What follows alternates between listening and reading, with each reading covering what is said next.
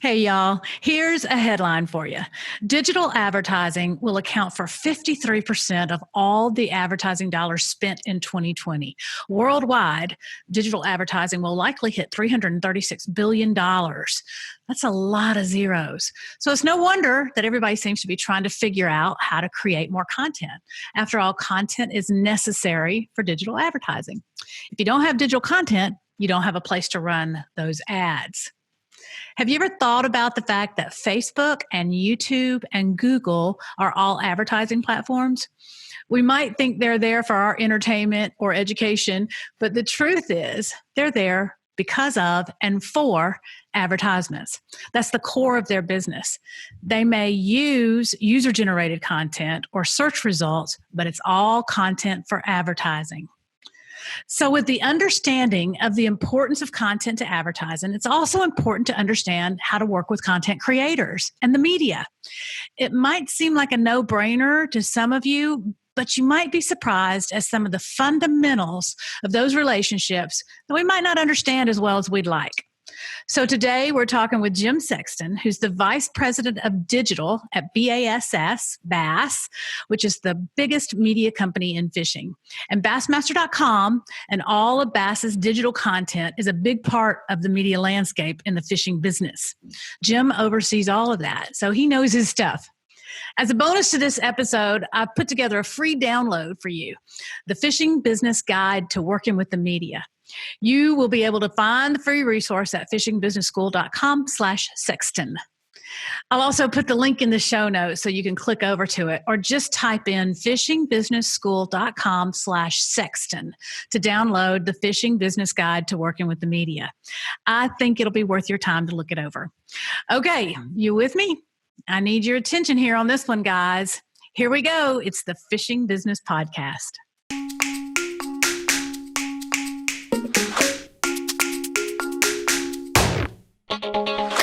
All right. I'm excited, Jim. I'm very excited to be with you here today. You know, we've worked together. We worked together for probably 10 years, maybe. Yeah, and 9, but yeah, close to that. It was some of the best 10 years of my life. So, and you were a big part of that. It was a really, really talented team at Bass, and we had some really good times, I think, and did some really good work. Don't you think? I agree. I'm really proud of it. Yeah. We, Jim and I both came to Bass shortly after the new ownership group bought it from ESPN, which was Don Logan and Jerry McInnes and Jim Copeland. And at the beginning, it was kind of like the Wild Wild West, wasn't it? We were all just trying to figure things out, right? It was a very entrepreneurial time. It was. And that was what made it fun. Well, before we get into things, Jim, let's start by you talking a little bit about your professional background and your path. What brought you to this place? Because I know you've been at a lot of different brands. So how did you get to Bass? Well, I have to start with where I grew up. I grew up in Knoxville, Tennessee, because it's so important to kind of who I am. With a lot of rivers and lakes and mountains around that area, the outdoors was my youth, and I just wanted to be outside. Anything, whether that be hiking, whether that be fishing, whether that be out on the water in a canoe. So started there. I went to school at University of Tennessee, got a journalism degree there, and with the goal of telling stories one way or another, whether that be through pictures or writing, which is where I started. And so my first media job was with a magazine called B.A.S.S. I was a young, assistant editor doing anything and everything, writing and editing and helping the team figure out which stories to run. Went from there to a health magazine called Special Reports on Health. And then that company went out of business, and I moved my little family to Washington, D.C. and worked at USA Weekend, part of the USA Today world. I didn't know that. Yeah.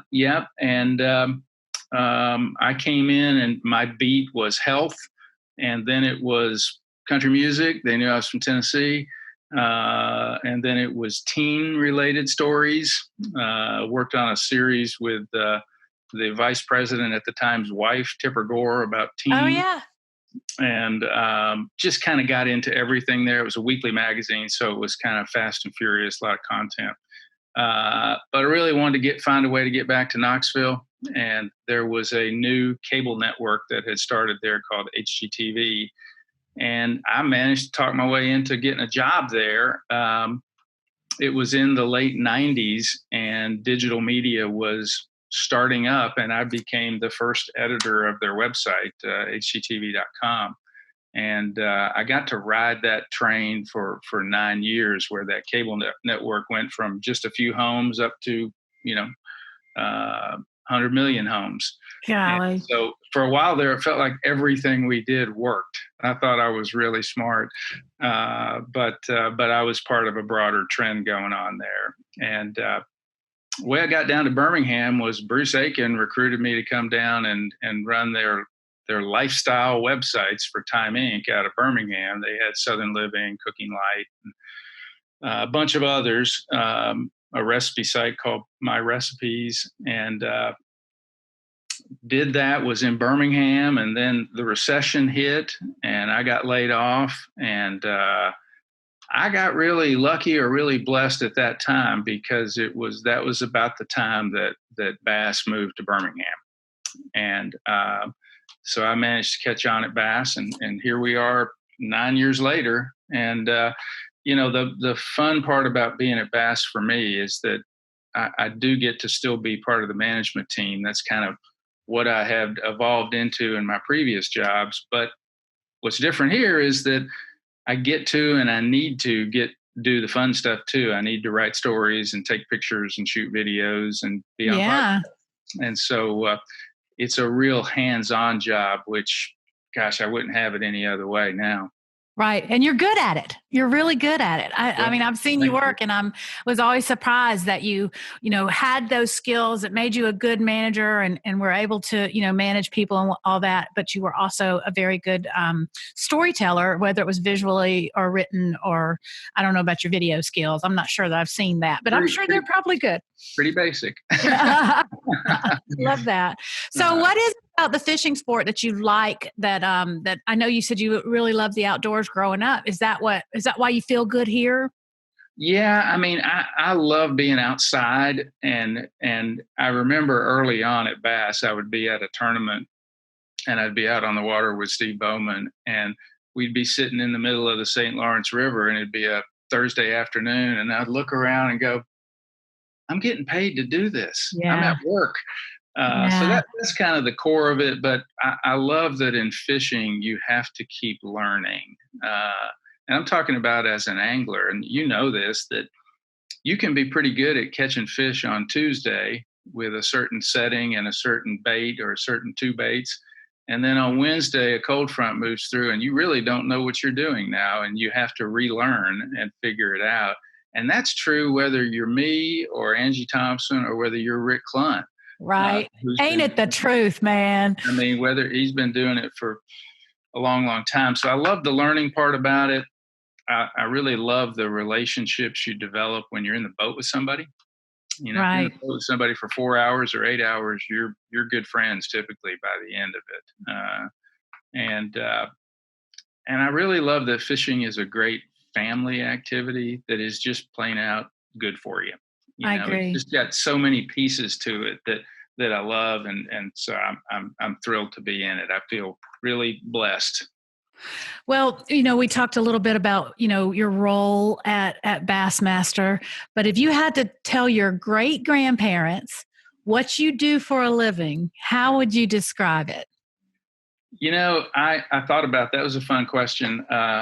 I think my grandparents would think I'm a tournament angler, because I go to so many tournaments. Because people do that all the time. They're like, "Oh, here comes Jim. He's getting ready to go fish a tournament." And at a certain point, I just kind of go along with it.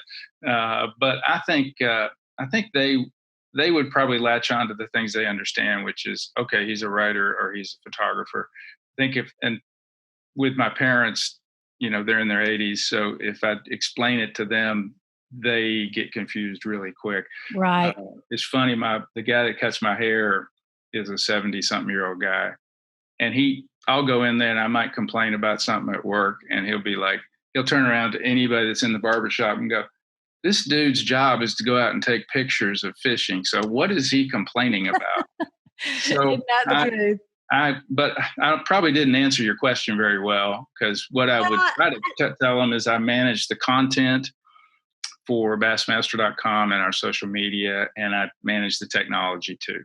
So for our listeners and viewers, when they see Jim Sexton, VP of Digital, really what that means is everything on bassmaster.com and the Bass social media platforms sort of filter up through you, right? You sort of have That's your correct. hands in all of those pots. That's exactly right. And you not only manage the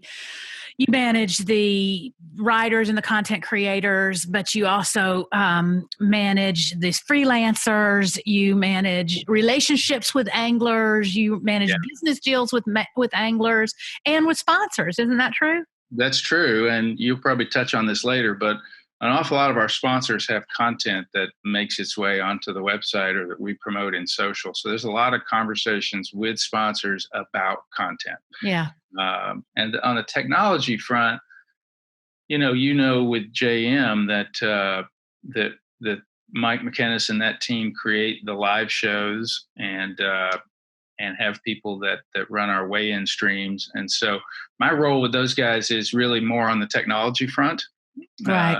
Is making sure we have the right technology to support those endeavors. And that's something that I've evolved into really over the last 20 years of understanding the technology well enough.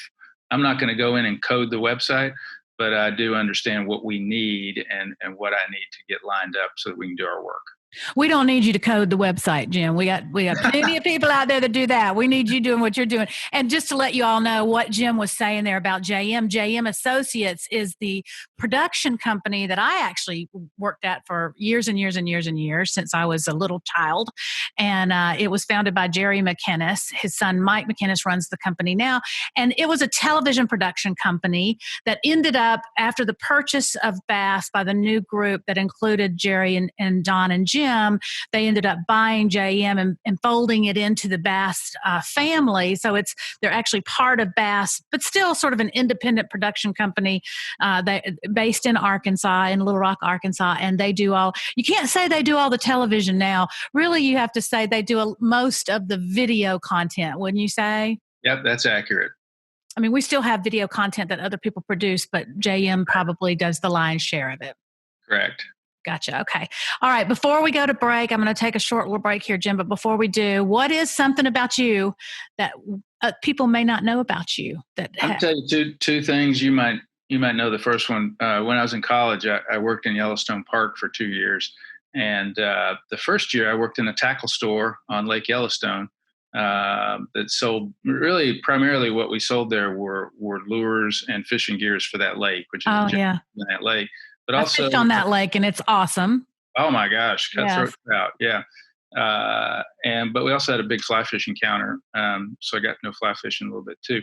The other one, which I've thought about this a lot over the years, the first 2/3 of my career were really doing lifestyle media for women. Okay? I was actually the editor of a magazine for women. That health magazine was for women. So, and I have a background that set me up for that. I grew up with 3 sisters. I'm the only boy.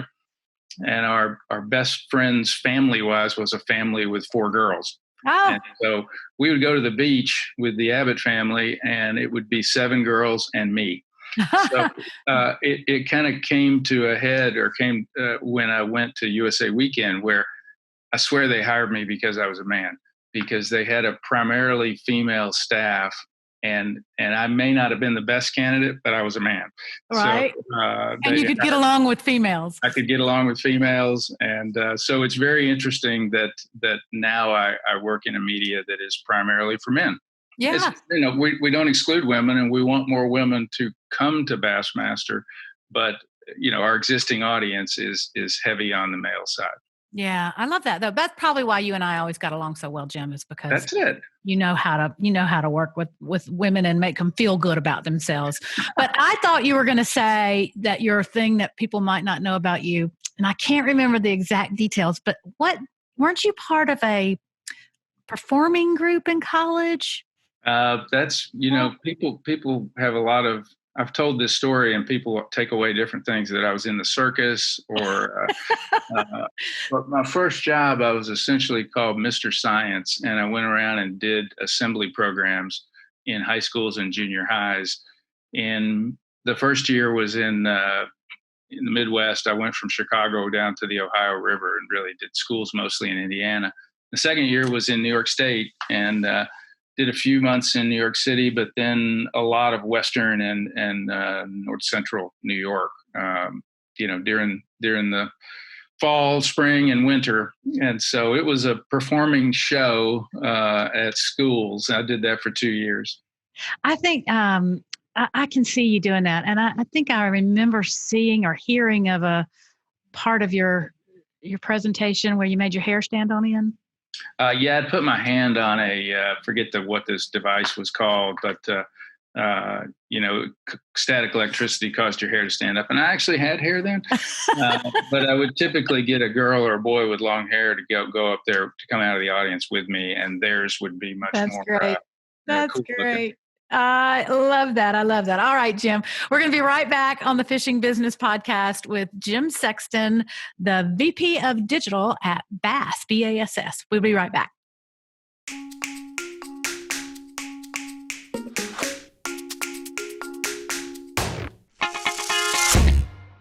Hey, if you're enjoying this podcast, check out fishingbusinessschool.com, where you can see video uploads of the podcast, as well as my blog, where I give you more practical advice on the business side of fishing. fishingbusinessschool.com. Come see me over there. All right, we're back on the Fishing Business Podcast with Jim Sexton from B.A.S.S. And Jim, right there at the end of that last segment, you said something that made me think this is a good takeaway for people at home listening. Our listeners and viewers may want to be professional anglers, but they also would love to have a job in the outdoor industry. And what you said there about your first job out of college being Mr. Science, and I think that's kind of informative of how especially people just coming out of college, shouldn't get too stressed out about what their very first job is. Mm. Because I think a lot of us that ended up here, when I hear their life stories, their first job didn't seem like it was pointing in this direction. Yeah, I think that's a great takeaway, particularly during this time when kids coming out of college in 2020, good grief, what a difficult career environment that is. So for me, I was trying to figure out what I wanted to do. I had a journalism degree and I interviewed at newspapers, and I wasn't having much success getting in the door. I tried both as a photographer and a writer, and I was dismayed at the pay. It was like, I figured it out one time. I interviewed at a newspaper in Oak Ridge, Tennessee, and figured out the pay was basically minimum wage. I could have worked at McDonald's and made the same thing. And so I was discouraged, and I stopped by a place called Oak Ridge Associated Universities and just literally walked in the door and said, "Are y'all hiring for anything?" And this very nice lady took me in, sat me down, told me they were hiring for this traveling position where you were going to travel around the country, and was I interested in talking with them about it? And I was like, travel? Gosh, that sounds great. And I ended up, and the other people they hired were like science related people, and somehow they hired me too. And it was a lot of fun. I made friends. It really doesn't have much bearing on what I've done now, except you did have to communicate. You had to get up in front of talk to people and put together a message and find ways to engage an audience, which with high school kids was making them laugh every once in a while. That's right. I love that. And you're right. You never know what skills you're learning, especially in your first couple of jobs, where that's going to take you, because so much of your first couple of jobs, you're just learning how to work.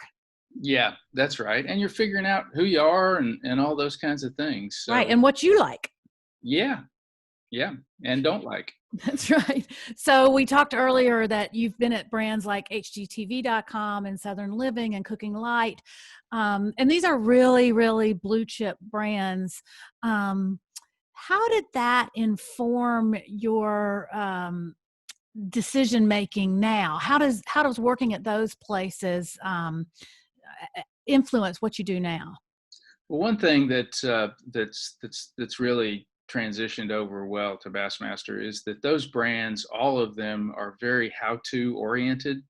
They're teaching people how to cook certain recipes, or they're teaching people how to build projects at home, or the Time Inc. brands also had travel components, so they're helping you have the best experience possible on a particular trip by telling you the cool places to eat and the places to go. So the how-to part of it, was something I'd worked on kind of since the beginning, and that transitions well to bass fishing, where you're always in a teaching mode. We do a lot of how-to, whether it's how to fish certain techniques or how to use certain lures or reels or things like that. So I understood the value of how-to, and that was important.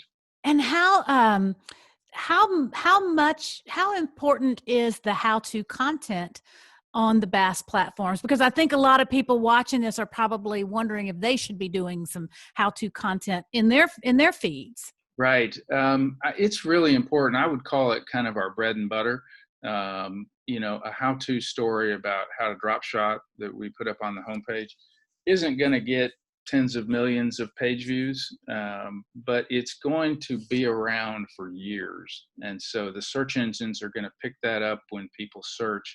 So I feel like how-to is very important to us. It's of course very seasonal. Very geographic specific for some.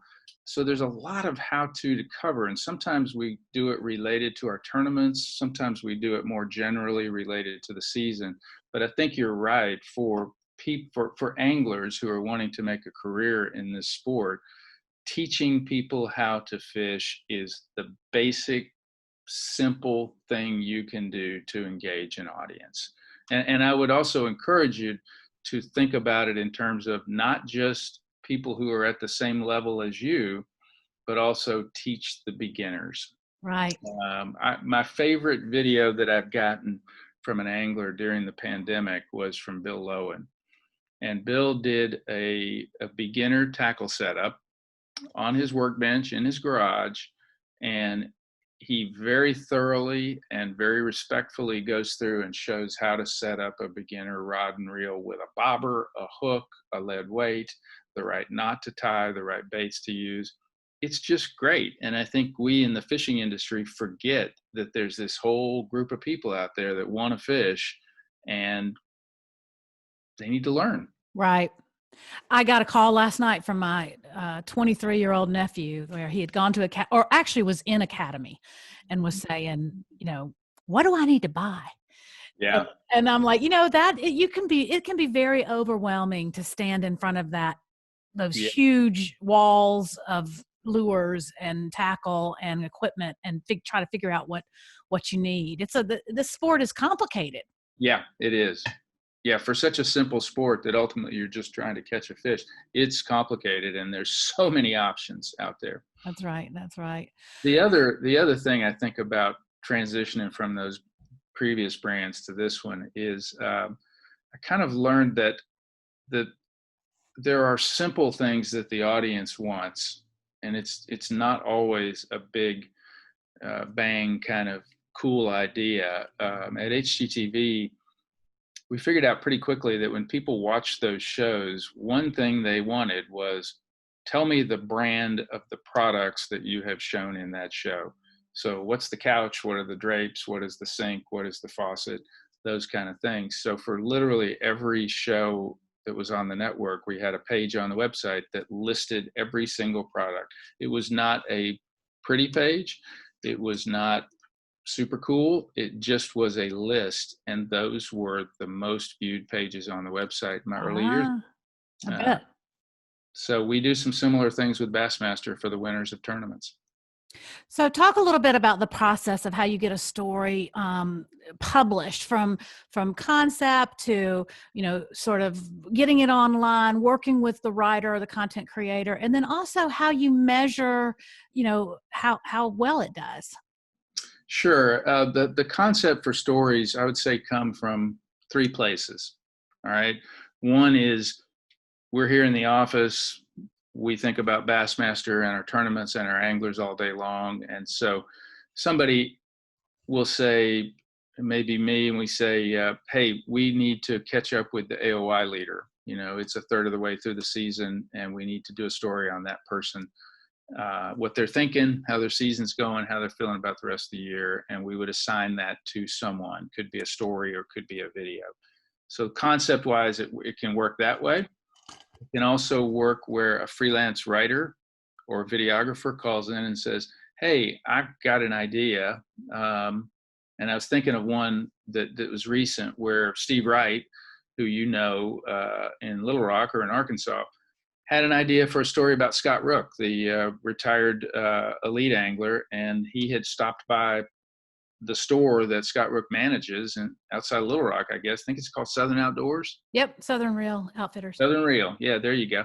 So he'd had a conversation with Scott, and it was partially a story about catching up on what he's doing, but it also became a story about what are the most popular questions people ask him in his store as manager of a fishing store. Mm-hmm.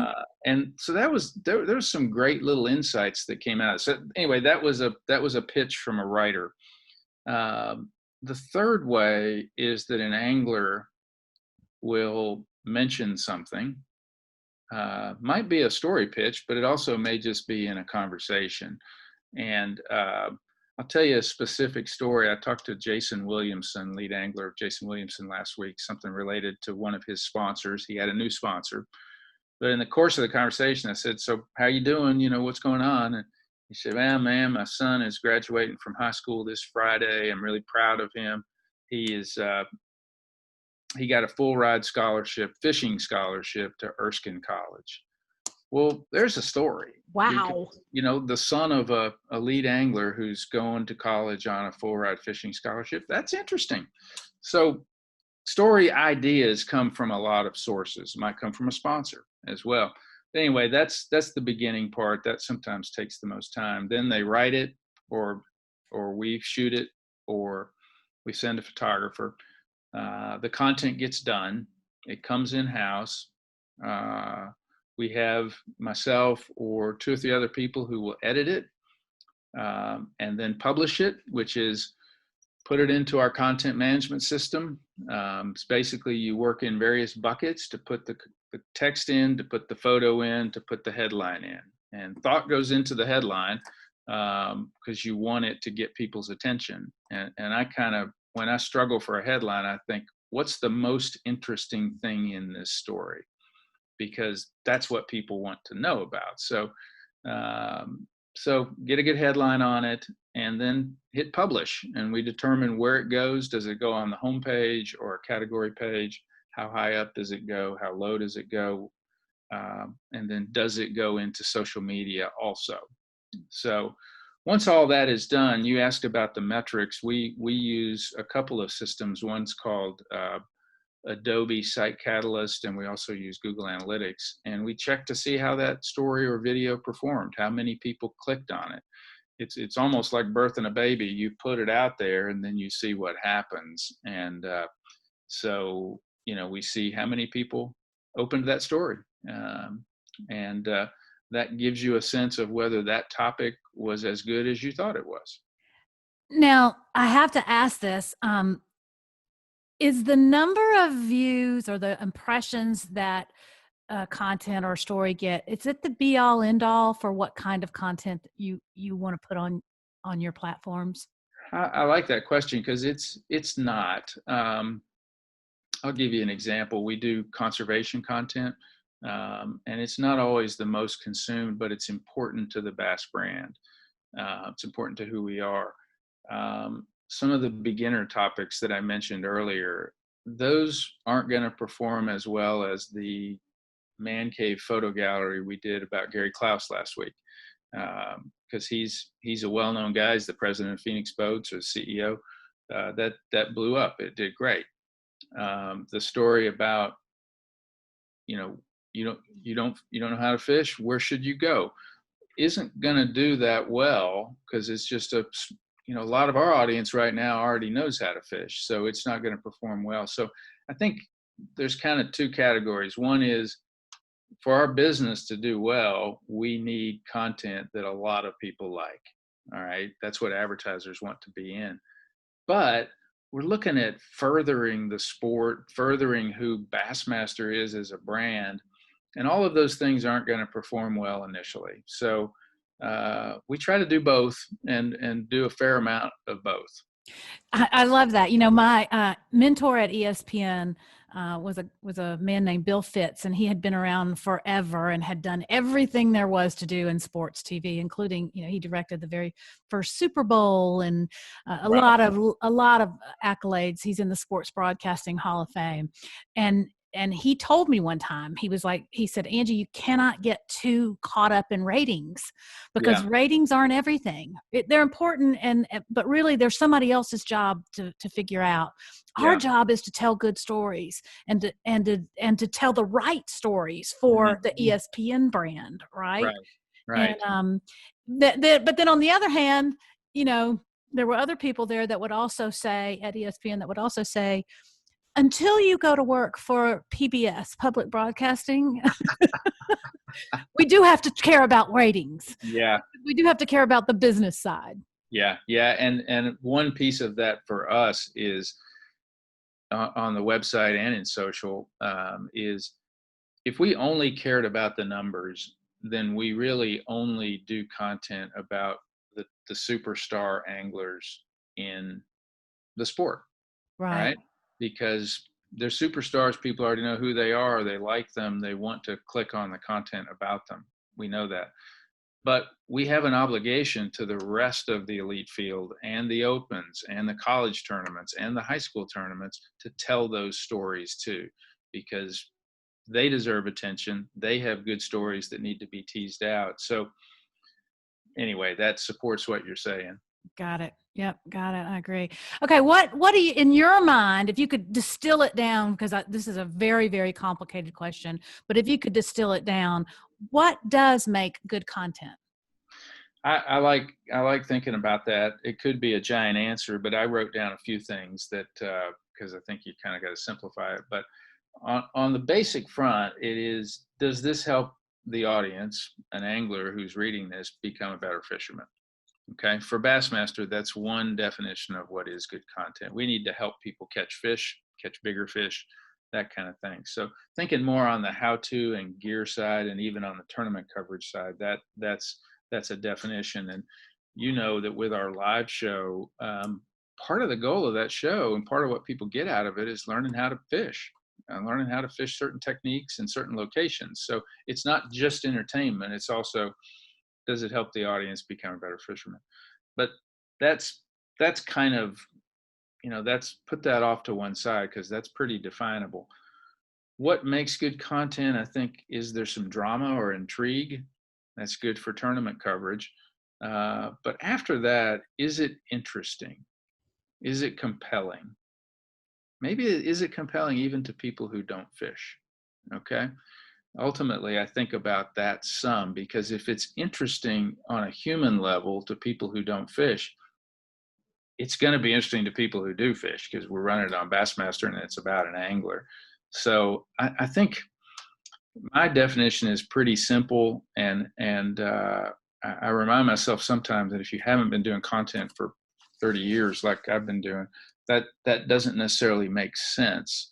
But if you're a curious person, if you're interested in a lot of things, does this story appeal to you? Does this video appeal to you? And so on a human level, it could tease your heartstrings, it could entertain you, it could make you laugh, it could inspire you a little bit. I find that the backgrounds of a lot of our anglers are inspiring. Mm-hmm. So I don't know if I answered that well enough for you or not, I but think you did. I think you did. I think it's good for people to kind of think through that. All of us really that are in this business, and content is everything from a very well written, award winning article in Bassmaster magazine to something that you put on your social media. It's all content out there, and so we all need to think that through, I think, in our minds of yeah, what is good. I think for young anglers or people trying to break into the sport, defining what's interesting in your life to other people is an important part of doing well with the media. And Well, that can let's talk about that. that Why is it important? well, it's important because you're probably, unless you're the greatest angler of all time, you're probably not going to be able to make a living fishing tournaments alone. There's an awful lot of people trying to win those tournaments. So, if you're Hank Cherry this year and you win the Classic and it's got a $300,000 payday, you can make a living this year just fishing. Yeah. If you're Paul Mueller and you won the St. John's tournament, you got a $100,000 check. You can have a pretty good year. But for most people, that's a rare thing to win a big tournament like that. So you need fans. You need people to know who you are, and whether those be actual fans or whether they be sponsors, you need to be out there so that you are seen and known by fans and sponsors. And the media is your fastest path to that. Right. And that's why it's really important that you develop a good relationship with the media. And Exactly. most of the anglers that we work with on the elite level understood that and were, super easy to work with. But there were, there's always people that don't understand that the media Right. ultimately is there to try to help them. That's right. In our sport anyway. Yeah, that's right. So but for people that are, again, coming up that may not understand this, listen, I remember when we started, I was involved with the team that started the FLW tour back in, golly, ancient history time. And I can remember working with people who were very distrustful of having a camera in the boat because they didn't want people to see what they were doing. And it Yeah. was a big transition to get some people to understand that we were there to help and we were there to tell stories. And so for for people coming up and just getting started, what are some of the best practices that they should have and practice about working with the media? I think one basic one is that you need to develop relationships with the media. All right. Just as if you're trying to get a sponsor to sponsor you, and whether that's an auto body shop or whether that's Rapala, you have to develop relationships and get to know those people. They're not going to spend money with you just because you're a nice guy and they saw that you won a tournament by itself. So you have to develop relationships. And what I mean by that is, I'm going to give you a couple of examples that that are regional. Andy Crawford is one of our photographers and writers. He lives in Louisiana. Andy and these anglers have developed a relationship. Derek Hudnall, Quentin Capo, Tyler Rivette, Tyler Carrier, all those guys live near Andy. So because they have a relationship and they've gotten to know each other over the last couple of years, Andy will go out and do content with them. And I know that I can hire Andy to go do content with them without sending him all over the country. He doesn't have to get on an airplane. He can just drive an hour and be with each one of these guys. So, and get good content. And get good content because he's a good content creator. So that scenario happens throughout our business here. Craig Lamb is in Nashville. He can get to Brandon Lester quickly, and Carl Jochimson and Brandon Card. So those developing relationships with content people, whether that be a local news reporter from a newspaper or from a TV station or something like that, I think sometimes that's as simple as talking to them, acknowledging them, showing them that they're important and that you respect them and care about them, or inviting them on a fishing trip. I was going to say, take them fishing, man. I mean, that's the easiest path. Who doesn't want to go fishing with somebody who's a professional angler? That's right. So that's one best practice. That's a big one. I think the other, and not everybody is a big talker, right? I wouldn't know anything about that, Jim. So, but I think when you're talking with media, you need to learn how to tell a story. All right. And that story can be about the tournament, but it can also be about something going on in your family or your father or your wife or girlfriend or something interesting you've done in your past. Being comfortable with telling a story about yourself is important, because that's what those media people remember. You Right. may have won that tournament, but if you also mentioned that growing up, your father was in the military and you lived all over the world, then they're like, oh, wow, okay, I've got something interesting to dive into here. So finding something that's kind of interesting, or you got a college degree in biology, or in high school you were the um, offensive lineman for your football team. Anything to help them get to know you as a person helps them remember you. I'm going to interrupt you one second here, because I think this is really an important distinction. And I remember an Elite Series pro in his rookie year, me talking to him, and I honestly can't remember why this subject came up, but the two of us were talking, and I said, you have to figure out what your story is. What is your story? And he was like, I don't have a story. Right. He's like, there's nothing interesting about I don't have a story. Well, as it turns out, he had gone and worked in Iraq for a couple of years to try to Right. get, to save up money and to qualify for it was an incredible story. And I'm like, Right. why, I think sometimes we tend to think our lives are just boring, run of the mill. And so how does a guy figure out if what his story is and if it's interesting? I think you could sit down with a friend, and just say, um, "Let me tell you my life story," and you write down anything that you find interesting. Yeah. Something along those lines. The story you just told is a great example. Um, I believe that every human being has an interesting story in some form or fashion. It doesn't mean that they were a superstar, or that they started a business, or they did something amazing. There's something interesting. They may love to grow blueberries, or they may have good skills being an auto mechanic. There's just or something from their parents.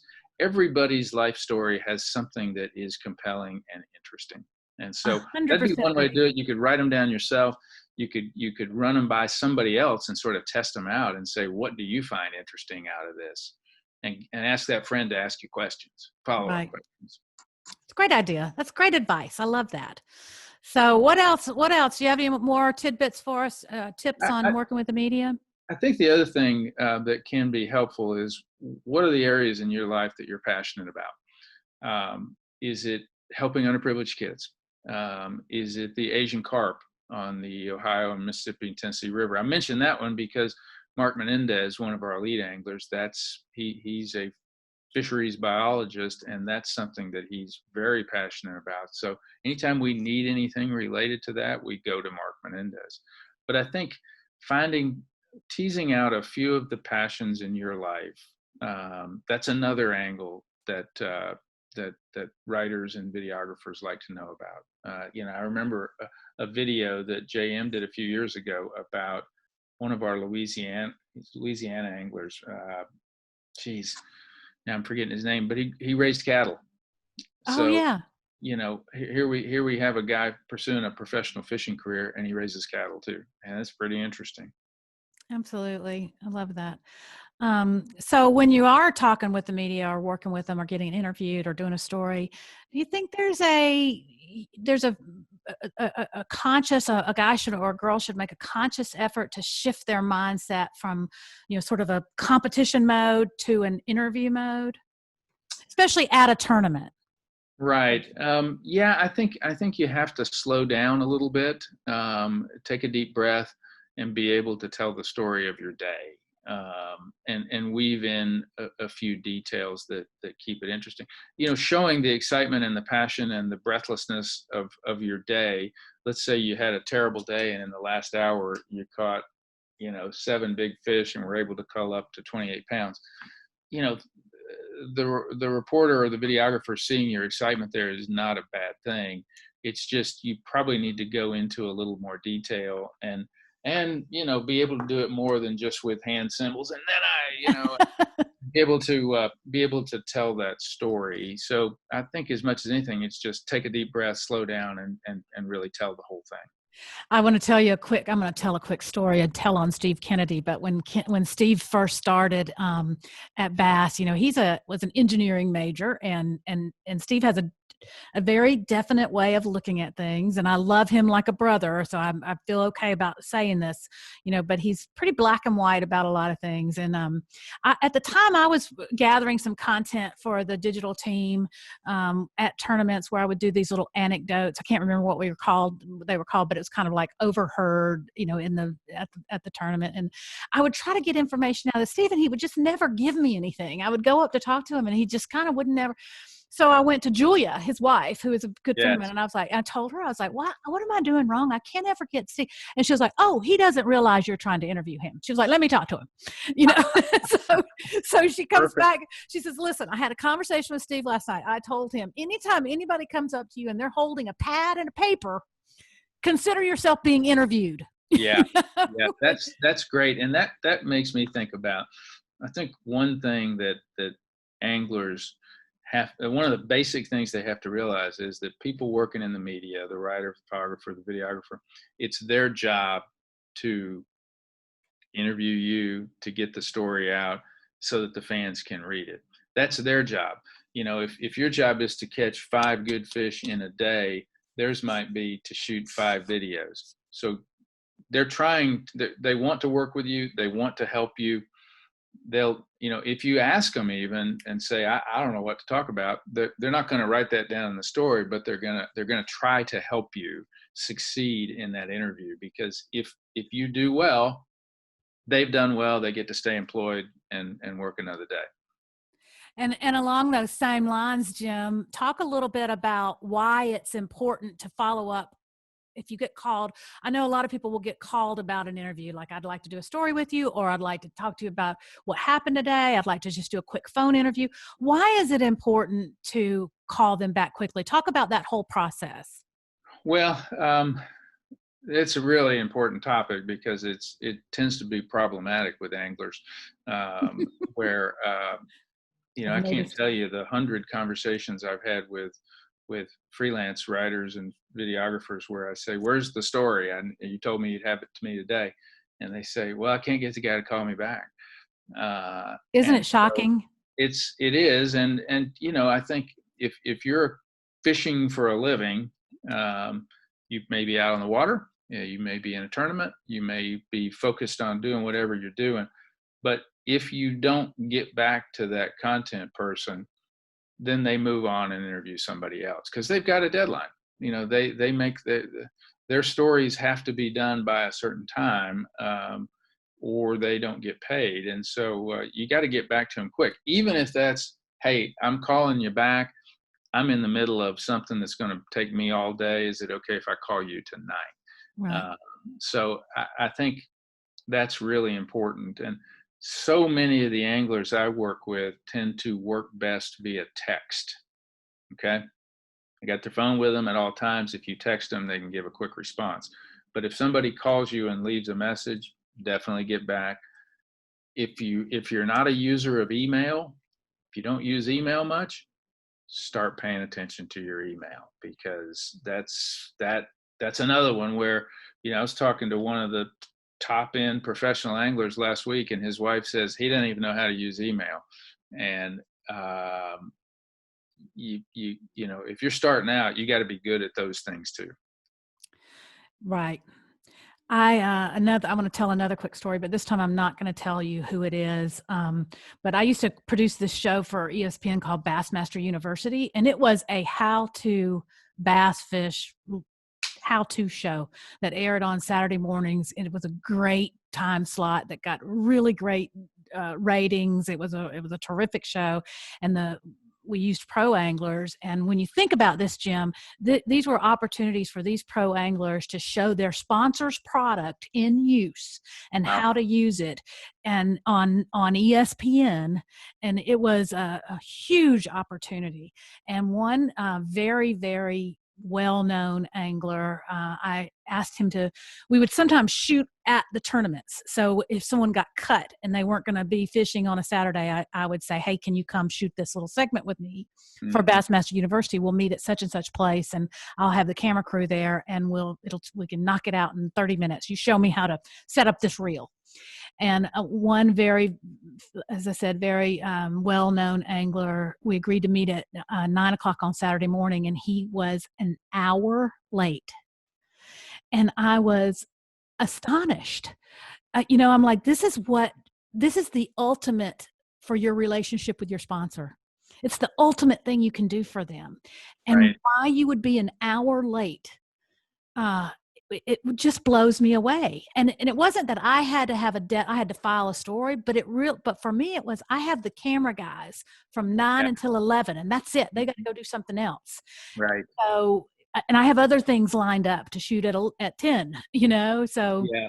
I'll just add to that. I think if you're a young angler wanting to break into the business, if you can be good at working with the media and you are responsive and you stay in touch, you can stand out. Okay.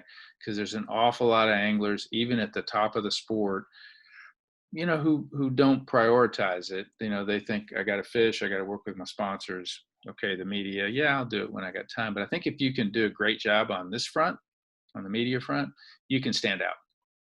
That's great advice. That's great advice. Now, one more quick question though. Is it okay if someone calls you and says, "Hey, I'm doing a story about such and such. I wanted to get a quote from you," or is it okay to say, "Can I think about that and call you back in an hour?" Yes, I think that's great. Actually, I mean, for me personally, you sent me questions ahead of time, and I'm really glad you did because I like to think about things. I like to kind of think about it. I might be better uh, if I've got a little time to think about it than if it's completely on the fly. So I think that is fine. Just Right. do follow up. Just Just make sure keep you going back. dang sure you follow But up you know, on when you said you would. yeah, exactly. I mean, if they ask you a question about something that you're just okay on the answer, and you actually do want to spend a few minutes thinking about it, I think it's great to do it that way. Okay, should anglers pitch? Should they pitch stories to you? And if they should, how should they pitch? Absolutely, yes. Great idea to pitch ideas. I think in a best case scenario, if you've got a relationship with a writer or producer or something like that, you just drop them an email or drop them a text or call them up and say, I have an idea of something that might be a good story for you.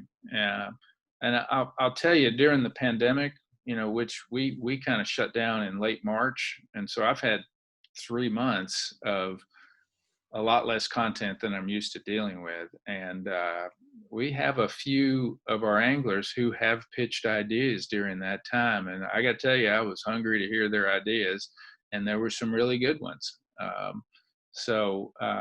Pitching is a good idea. It's a really good idea. It doesn't mean they're always going to say yes, but that's okay. That's okay. They're probably going to appreciate the fact that you called. I think just don't wear it out. Don't call them twice a day. But I don't think any of our listeners would go that path. But pitching ideas is great, whether it be how to or interesting personal stories. Or what's trending and what's new? I can tell you as a former television producer, content creators, writers, photographers, videographers, producers, we are always looking for good ideas. Everybody is looking for Yeah, good ideas. So, yeah, and like you said, we may not want to do every idea, but hearing about it. Here's another example about what's trending. If someone called you and said, you know what, there are a lot of guys are using this new umbrella rig, and hmm 2 weeks later, someone else says, oh, I'm hearing a lot about this umbrella rig. Pretty soon you start going, we need to do a story about the umbrella rig, and Angie told me about it. I'm gonna call her. yeah. That's great. That's a great example, and I think pitching is fantastic in the fishing media world. Whether it be magazines or websites or TV shows, pitching ideas is fantastic. And the more you can develop relationships with people in the industry, the more open they're going to be hearing your ideas. And also your local, your local sports writer, or your local outdoor writer in your town, in your region, in your state. Right.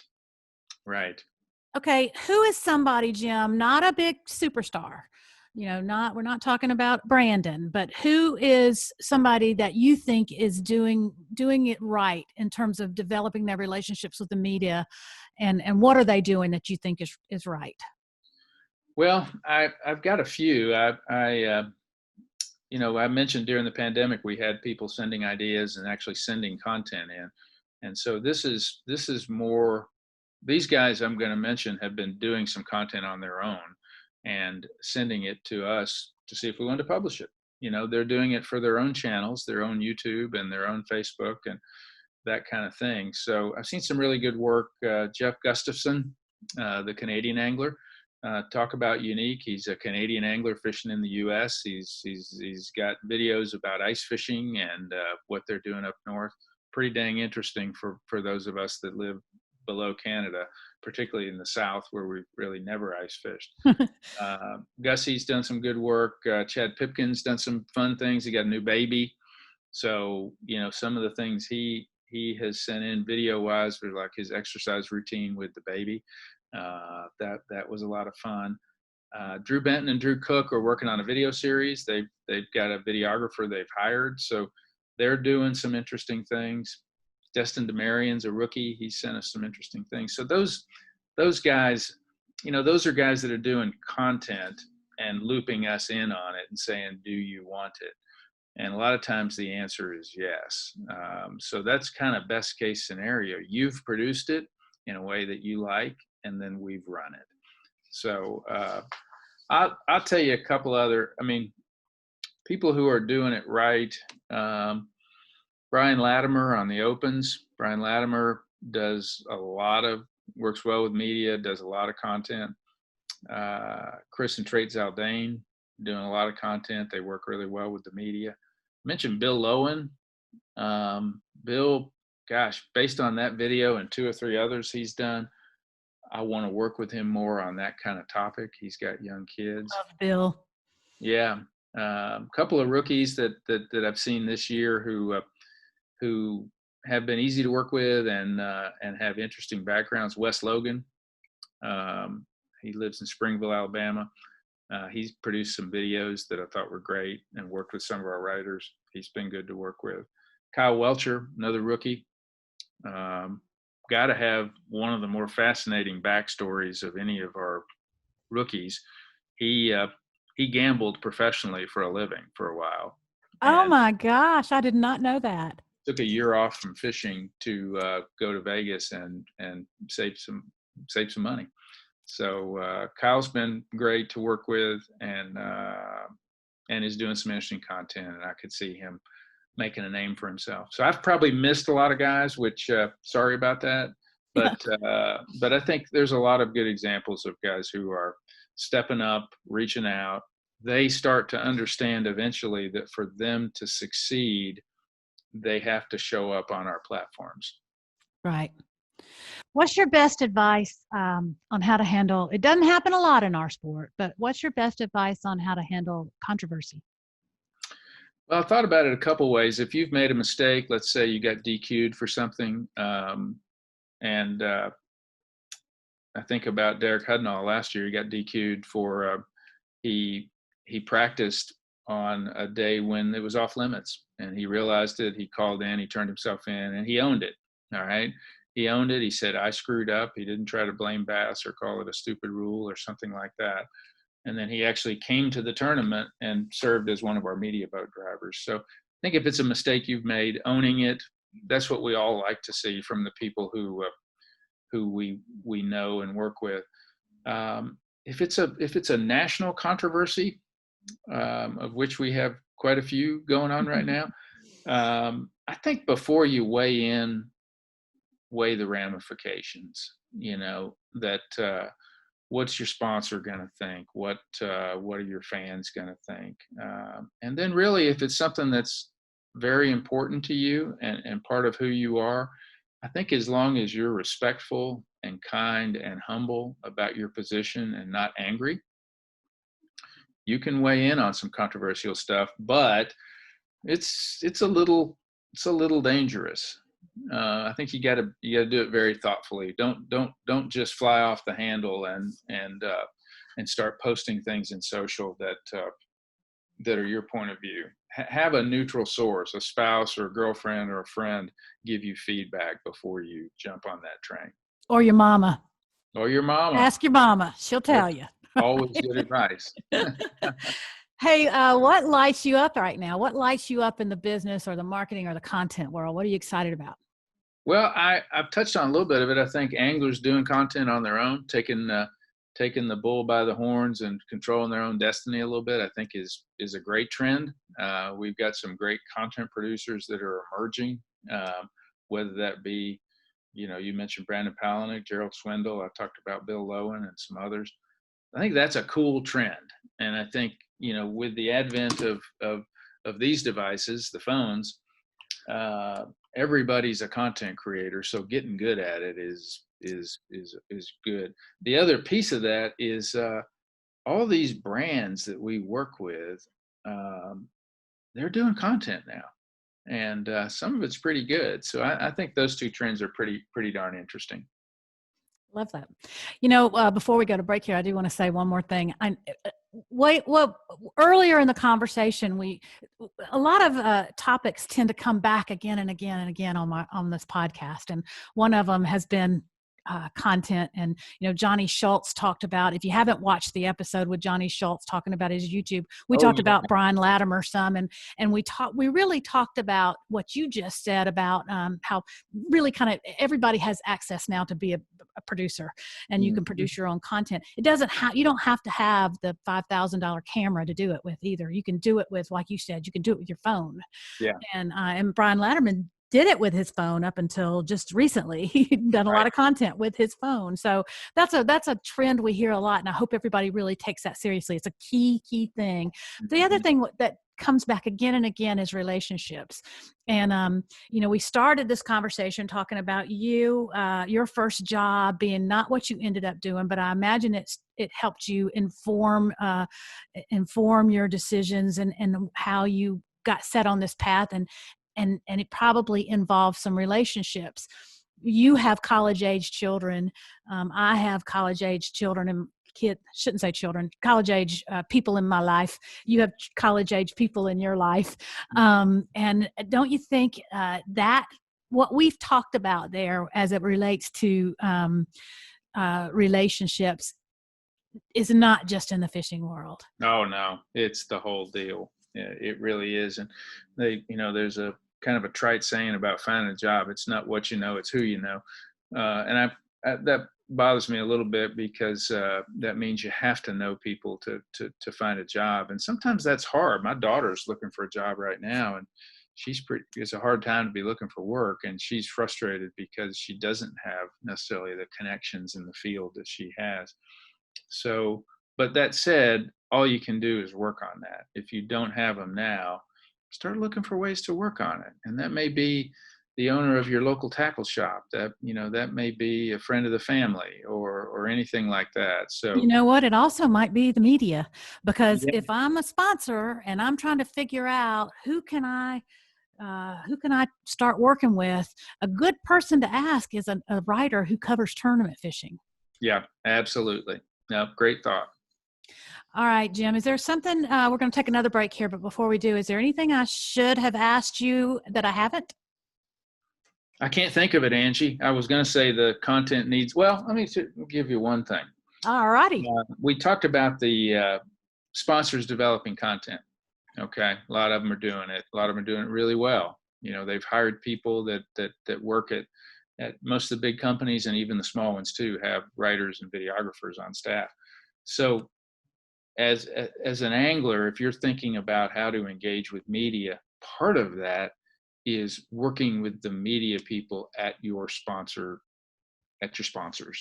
And that, I think that's going to be more and more true, even for small local companies. They're going to know of a writer or a videographer, and they're going to send them to you and say, I want you to work on this video with him or her. And so that's a new wrinkle that's out there now. It's not just media people like me who are in media organizations. It's the media people at sponsors.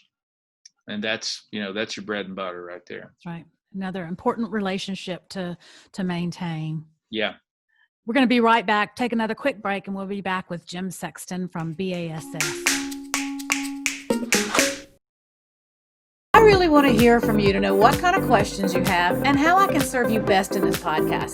The easiest place to reach me is probably at Facebook or Instagram, where you can find me as Fishing Business Podcast, or on YouTube, but you'll have to search for me there by typing in Fishing Business Podcast. Holla! All right, we're back on the Fishing Business Podcast with Jim Sexton, the VP of Digital at B.A.S.S, B.A.S S, the Bass Angler Sportsman Society. Jim, before we go here, a couple of quick little things. Actually, before I say this, I do want to remind everybody that I'm going to have a freebie for you to download here at this URL. I haven't decided what it is yet, but it'll probably be fishingbusinesschool.com/Sexton, SEXTON. That's where I'll put it so that people can download it there. But how does a newcomer stand out? How does somebody new to the sport or new to the industry get the attention of someone like you? First and foremost, be a good angler, do well in tournaments. You can't ignore that. That's certainly important, but that doesn't mean everybody that we cover is winning tournaments. If so, we'd only have, a few dozen stories a year. So I think after that, it's getting our attention with something about you. Okay. We talked about this earlier, but find the things about you that people find interesting. All right. It doesn't have to be something super sexy. Our angler that's from Upper Wisconsin has a business as a tile setter. That's interesting to me. I like that because it's, he's a real working dude who's trying to make a living in fishing. That's interesting. And there's a whole audience. And I know in my job, there's a whole audience of people like him who would like to do the same thing. So find those interesting things out about you. The other that we've talked about, be prompt, follow up, make return phone calls. Again, if you do those well, if you're a good follow-up person, if you're a good detail person and you answer calls, you will stand out. All right. It's amazing how many people don't do that well. So that's the easy thing. Do the easy thing first. Man, it's low-hanging fruit. It is low-hanging fruit. Yeah. Jim, thank you so much for spending your time with us today. I know you've got a lot to do, and I appreciate you spending the hour with me and with us. And I hope we can do it again sometime. I look forward to it, Angie. It's been a pleasure. Jim Sexton is a veteran of the media industry and a real asset to the fishing business. And we're lucky we got a chance to pick his brain today. Don't forget now to download the Fishing Business Guide to Working with the Media at fishingbusinessschool.com/Sexton, SEXTON. I'll put a link in the show notes here so you can head on over and download this free resource. This episode focused heavily on content and particularly video content. If you haven't watched the Fishing Business Podcast with Johnny Schultz from a few weeks ago, you should definitely go back and check that out. It's all about developing video content, and there's a free download with that episode too. Angie and Johnny's list, which is a list of our top tools and tips for creating good videos. It's a good resource for you, and it's free. I'm loading y'all up with free resources. So please take advantage of it. That's it for this week's show. You heard us talking here about JM, the company that's the production arm of B.A.S S, and where I spent a large part of my career as a television producer. Well, JM is named for Jerry McInnes, and I'm going to close things out the way JM always closed his television show, The Fishing Hole, by dedicating this to Dad. He always had time to take me fishing. Thanks, y'all.